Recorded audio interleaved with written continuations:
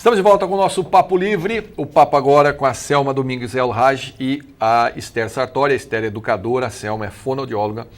E o assunto é uma palestra, um debate que vai acontecer hoje no Diplomática, que é transtorno do espectro autista, o TEA. E aqui, então, nós vamos conversar sobre isso, entender um pouco mais do que vai ser esse evento, às 7 horas da noite que está acontecendo. Selma, obrigado por ter vindo. Conta pra gente o que é o TEA, você que vai ser uma das palestrantes, o que vai ser debatido lá. Então, o TEA é o transtorno do espectro autista. Né? Antigamente, haviam muitas patologias separadas. E hoje, o que aconteceu? Se definiu que esse transtorno seria... Várias patologias seriam colocadas dentro desse espectro. Então, entrou muita coisa dentro do espectro. Né? Então, por isso que chama transtorno do espectro autista. Tá.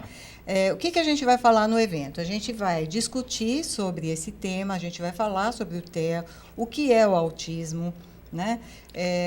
Como se faz o diagnóstico do autismo, qual a incidência. A gente sabe que a incidência é muito grande, a gente tem 1% da população, a gente sabe atualmente que tem autismo, então era como isso é um tema super importante, né? Não é pouca gente. Não.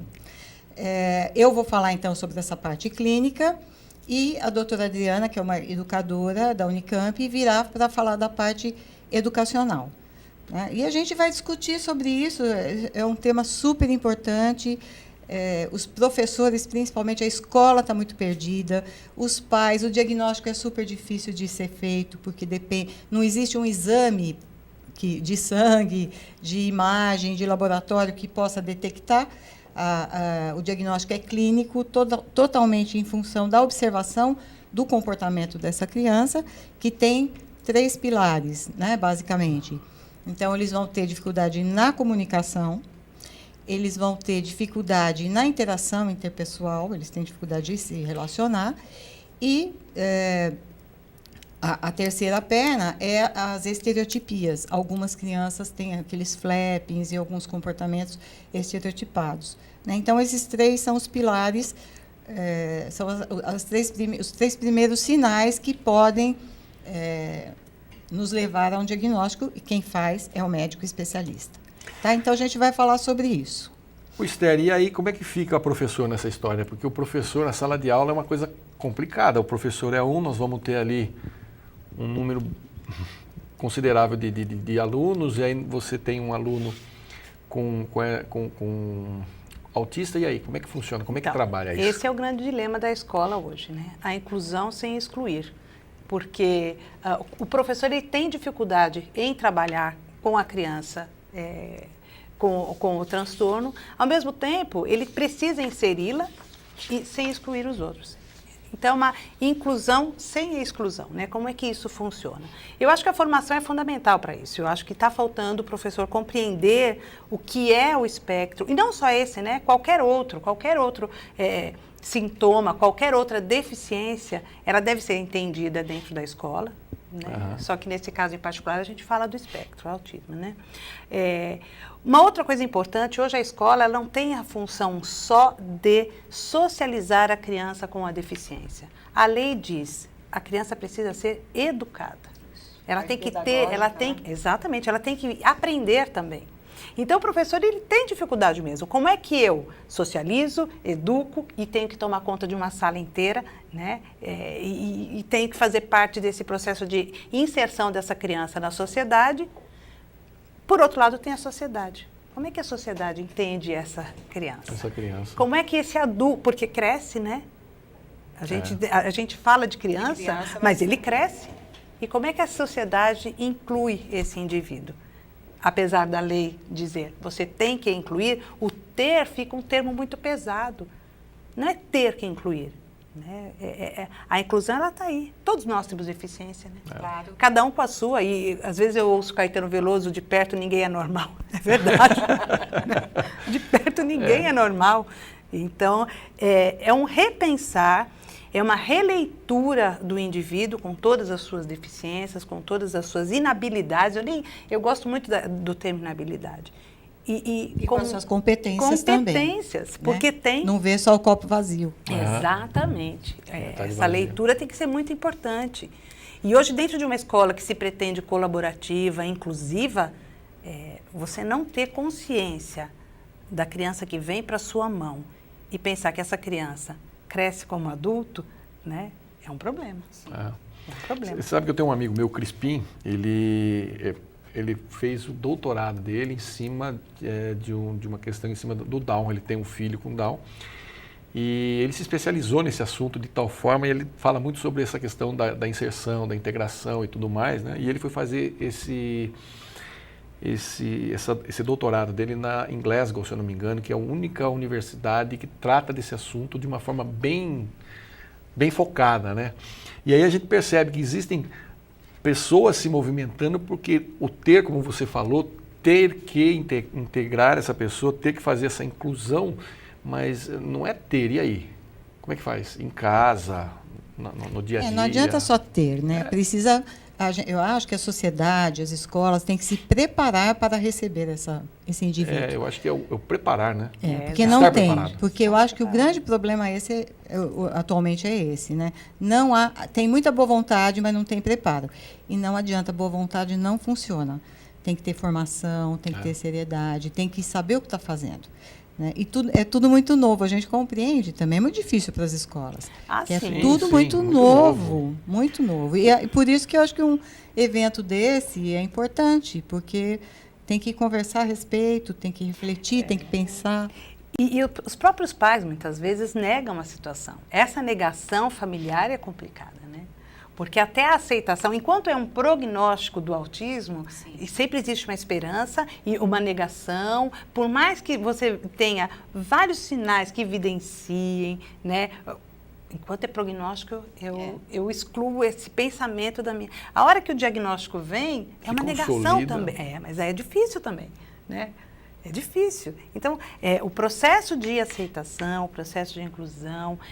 Ele é antecedente à escola, ele é antecedente à sociedade. Com certeza. Né? Ele já começa no âmbito familiar. Então, E não é a família só pai, mãe, irmão. Aí tem todo mundo, né? É um todo. É um todo que, às vezes, as pessoas também não estão preparadas para isso. Às vezes, não estão. Não estão preparadas. A gente vê outras coisas que também são naturais, quando uma pessoa fica doente, fica debilitada, e já tem aquele senão, as famílias já ficam, não, mas não vamos chamar porque a pessoa não vai poder passar aqui, não, vai ter que subir escada, sabe? A gente já percebe que tem um quesinho, sempre tem um quesinho um senão, né? Agora, você imagina numa situação como essa, que ninguém espera. Que normalmente, né, dentro do TEA, as crianças têm muito problema de comportamento. E isso incomoda muito. Sim.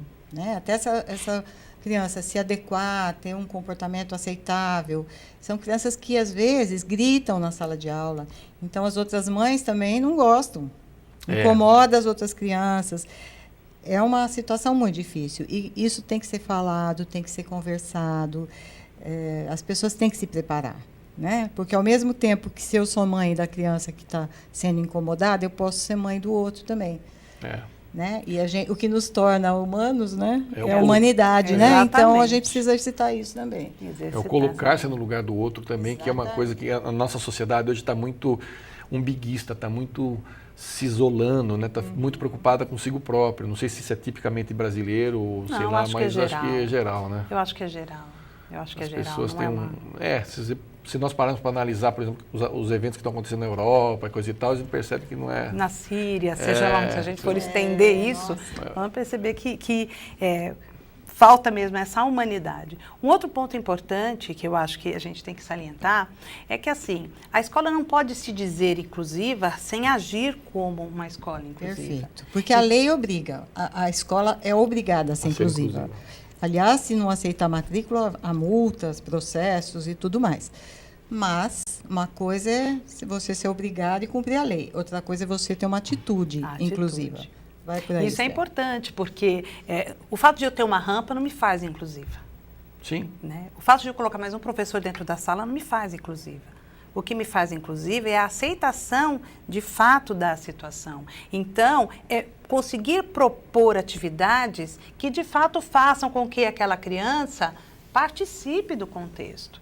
É conseguir ter atitudes e eu acho que assim, até profissionalizar aqueles que estão dentro da escola para que eles consigam trabalhar com o deficiente. E isso a gente não percebe, né? O fato de ter a rampa não me diz nada. O fato de colocar 2 professoras dentro da sala não me diz nada. Isso é cumprir lei. O que é real, o que é importante é eu ter funcionários que saibam lidar com aquele indivíduo.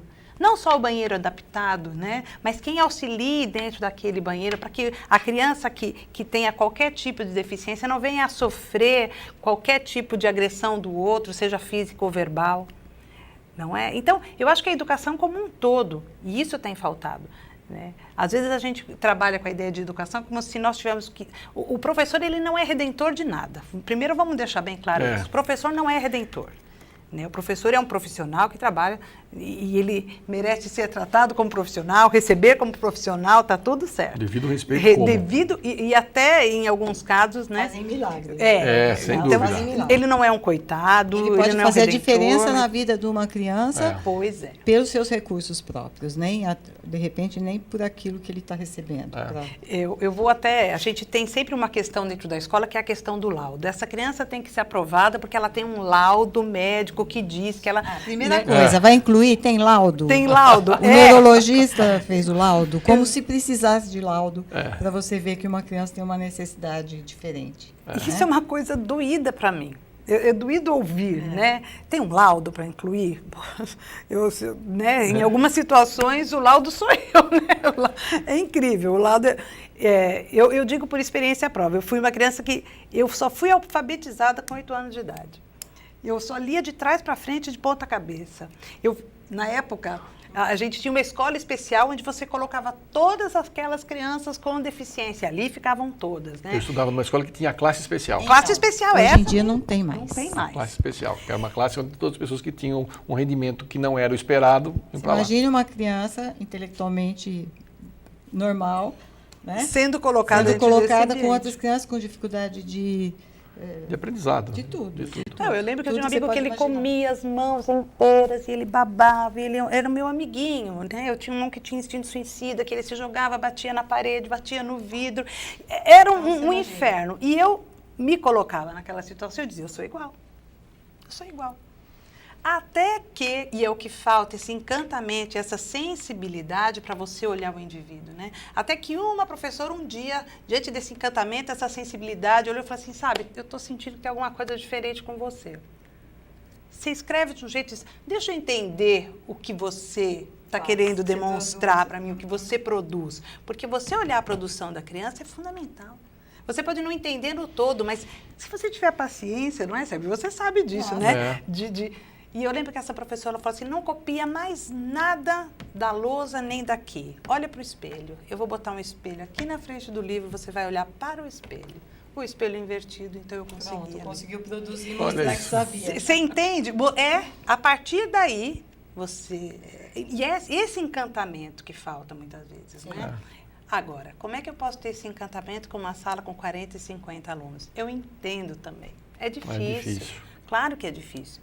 Então, o todo, no frigir dos ovos, como a gente coloca, né? O problema estamos preparados, a escola está preparada, o indivíduo está preparado, de fato, para incluir?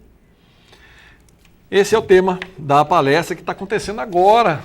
E para você que está assistindo nosso programa no dia seguinte, foi ontem, que a Esther e a Selma, mais a doutora Adriana Padilha, estão discutindo aqui no Diplomática, que é um centro empresarial, não é? Que fica ali na Alameda das Crianças.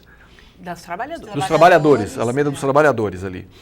E que discute justamente essa questão da inserção, da inclusão das crianças com espectro autista no dia a dia de uma escola e da sociedade. Gente, obrigado pela participação. Voltem outras vezes, porque é um assunto que dá para a gente fazer um programa e meio aqui ou mais, e tenho certeza que o pessoal de casa se interessa também por assistir e entender um pouco mais desse assunto. Tá certo? Obrigada. Eu Nós que agradeço. agradecemos. Você de casa, obrigado pelo carinho da sua audiência. É sempre bom estar com você aqui fazendo esse programa e a gente volta no próximo encontro. Até lá, fiquem com Deus, muita paz. Não desligue, tem mais programação da nossa TV Indaiá rolando na sua telinha. Tchau.